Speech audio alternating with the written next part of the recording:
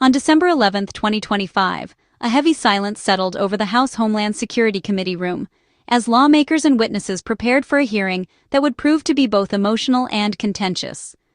The air was thick with anticipation, every seat filled, and the eyes of the nation turned toward Capitol Hill, waiting to see how the day would unfold. Secretary Kristi Noem, a key figure in the administration's immigration policy, entered the room under intense scrutiny. But this was no ordinary policy debate. Lawmakers were not just concerned with border security or abstract threats from afar. Instead, they demanded answers about the very real, human consequences of the government's strict approach to immigration enforcement. The spotlight was on veterans and families, people who had served the country or built lives here, now caught in a web of laws that sometimes seemed to lack compassion. The room was filled with the faces of those directly affected, military families, advocates, and veterans themselves, some wearing uniforms, others holding photos of loved ones. Representative Seth Magaziner, his voice steady but urgent, pressed Secretary Noem with a pointed question. Had the Department of Homeland Security deported any military veterans, men and women who had risked their lives for the United States? The question cut to the heart of the matter, challenging the administration to account for its actions. Noem firmly denied that any veterans had been deported under her watch. But almost immediately, lawmakers and advocates pushed back, citing cases and evidence that contradicted her statement.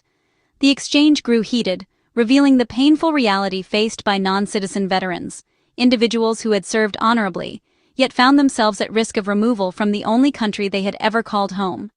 The hearing quickly shifted from a routine oversight session to a moment of reckoning. Lawmakers demanded to know whether the system could truly distinguish between those who posed a threat and those who deserved compassion. The debate forced everyone in the room to confront uncomfortable questions about justice, fairness, and the obligations owed to those who had served. As the hearing drew to a close, Secretary Noem's early departure left a sense of unfinished business. Lawmakers were visibly frustrated, their questions unanswered, and the audience left with a lingering sense of injustice. The empty witness chair seemed to symbolize the unresolved issues still facing the nation. In the end, the debate was about more than just policy or procedure. It was a searching examination of the soul of American justice, a reminder that behind every law are real people, and that the choices made in rooms like this one can shape lives for generations to come. To challenge Noem's claim, Magaziner introduced Sae Joon Park via Zoom. Park's story was not just a rebuttal, it was a powerful testament to the complexities and contradictions within the U.S. immigration system. Park, a decorated U.S. Army veteran, was wounded twice in Panama and awarded the Purple Heart. His bravery and dedication were evident in every mission he undertook, and his service was a source of pride for his family and community. He had pledged his life to a country he wasn't yet a citizen of. This act of commitment was not just a formality, it was a profound declaration of loyalty and love for a nation that he believed in deeply. Now, he addressed Congress from exile in Korea, a stark contrast to his service. The irony was palpable. A man who had fought for American ideals was now forced to live thousands of miles away from the country he had served. Park's presence put a human face on deportation, challenging the legalistic arguments in the room. His testimony was not just about his own plight, but also about the broader implications for other veterans in similar situations. His story was not unique. It represented many non-citizen veterans entangled in immigration law. These individuals had served with honor and distinction, yet their contributions were overshadowed by their precarious legal status. Their loyalty and sacrifice were undeniable, yet their legal status left them vulnerable. The system that should have protected them instead exposed them to the risk of deportation, creating a sense of betrayal and injustice. Park's case forced everyone to confront a troubling contradiction at the heart of American values. How could a nation that prides itself on honoring its veterans also be responsible for their deportation? How could a nation that honors its veterans also deport them? This question lingered in the air, challenging the lawmakers to rethink the policies that led to such outcomes. The silence in the room spoke volumes. It was a moment of reflection, a pause that underscored the gravity of the issue at hand. The lawmakers knew that they were not just hearing a testimony, they were witnessing a call to action. Park's journey from celebrated hero to isolated exile is a story marked by both visible and invisible scars. Once he wore his uniform with pride, honored for his service and sacrifice. But the transition from the battlefield to civilian life was far from easy. The echoes of war followed him home, manifesting in ways that those around him could not always see or understand.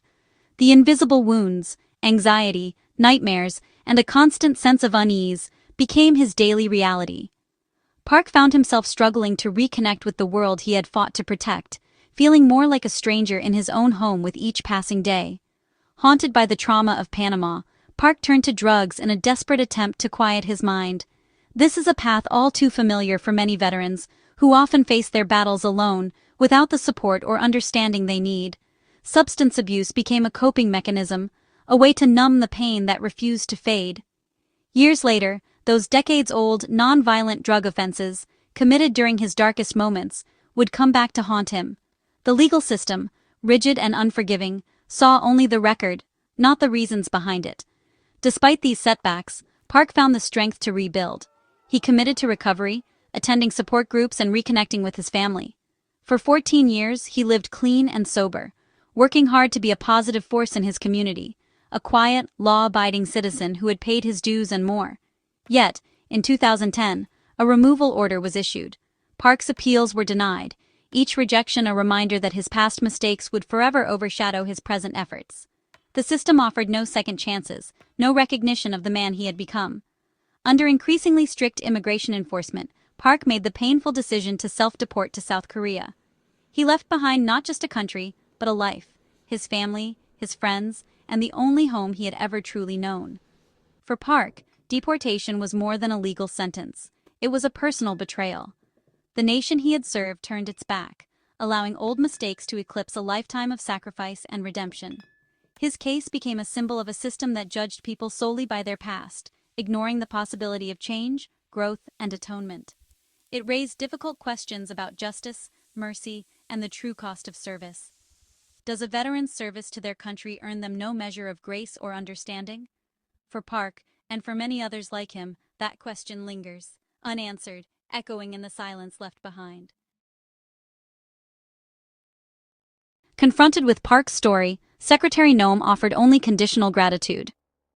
"I'm grateful for every person who served and follows our laws." This response framed Park not as a hero wronged, but as someone who failed a legal standard.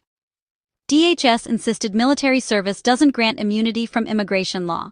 Park had due process, a criminal record, and a final removal order. For DHS, enforcing the law was duty, not choice. Noem promised to review Park's case, but the fate of a Purple Heart recipient now rested on her discretion. Critics saw this as further evidence of a broken, arbitrary system. The law, it seemed, left little room for mercy. Another story emerged. Jim Brown, a veteran, sat in the gallery fighting for his wife. She'd lived in the U.S. for 48 years, her only crime, 2 bad checks totaling $80. Now she faced deportation, her life uprooted over a minor, decades-old mistake. Brown's plea showed the system's harshness extended beyond veterans to their families. The punishment seemed wildly disproportionate. The hearing asked, "Where is the line? When does enforcement become cruelty?"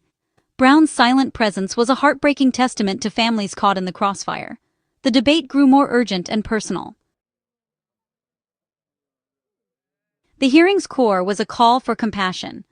Lawmakers argued that justice must see the human being, not just the law. Park's struggles were tied to his service. Ignoring that context dishonored his sacrifice. Jim Brown's wife's case asked if decades of residency and family ties should count for nothing. Deporting veterans and long-term residents for minor offenses was called a moral failure. Lawmakers urged DHS to use discretion, focusing on real threats, not minor infractions. The choice, a nation of rigid rules, or one that tempers justice with mercy. The question was put to Noem and to America. For Secretary Noem and DHS, the issue was the rule of law. Their duty enforce immigration laws as written, without exceptions, even for veterans. Park's removal followed due process. His service, while honorable, didn't erase his record. Supporters argued that making exceptions would create chaos and undermine fairness. If laws are too harsh, Congress, not DHS, should change them. The government's mission: maintain border integrity and remove those without legal right to stay. Compassion, they argued, cannot override national security and legal order. The principal actions have consequences, even for sympathetic cases. On the other side, lawmakers called for reform and humanity. Park's sacrifice, they argued, deserved more than reduction to old offenses. The law should serve justice, not become an inflexible weapon. They advocated for judges to consider military service, rehabilitation, and family ties. A veteran's loyalty should carry weight. Moral debts must inform civil law. Deporting wounded veterans was seen as a violation of higher values. Advocates pushed for legislative change to protect veterans and long-term residents. The debate was about ensuring the law reflects the best of American values. The hearing left America with profound questions. It exposed a conflict between legal order and compassionate humanity. Park and Brown's wife became symbols of a nation at a crossroads. Should service and decades of residency earn grace, or does the law remain blind? Critics asked if the system's blindness was itself injustice. The debate challenged the definition of belonging and the purpose of enforcement. The path forward, reform or rigidity, will define America's character. The nation must choose unyielding contract or covenant of gratitude and humanity.